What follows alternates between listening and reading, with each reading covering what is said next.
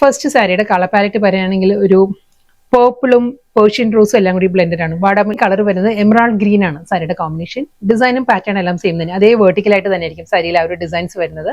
Creep ചെയ്യാവുന്ന നല്ലൊരു colour പാലറ്റിലാണ് sari വന്നിരിക്കുന്നത്. പാറ്റേണും ഡിസൈനും എല്ലാം സെയിം തന്നെ, അതേ വെർട്ടിക്കൽ പാറ്റേണിലായിരിക്കും ഫ്ലോറൽ ഡിസൈൻ. നല്ല ബ്രൈറ്റ് ചില്ലി റെഡിലായിരിക്കും സെയിം അതേ വെർട്ടിക്കലായിട്ട് തന്നെയുള്ള ഫ്ലോറൽ ഡിസൈൻസ്. ആൻഡ് ബ്ലാക്കിലും അതേ സ്റ്റൈലിൽ തന്നെ, അതേ ആന്റി ഗോൾഡൻ സെറിയിൽ തന്നെ വെർട്ടിക്കലായിട്ട് തന്നെ ഫ്ലോറൽ ഡിസൈൻസ് ആയിരിക്കും ഫുൾ സാരി വരിക. ഷെയ്ഡായിട്ട് ഒരു അണിയൻ പിങ്കും ഒരു മാവും കൂടി ബ്ലെൻഡഡ് ആണ് സാരിയുടെ കളർ വരുന്നത്.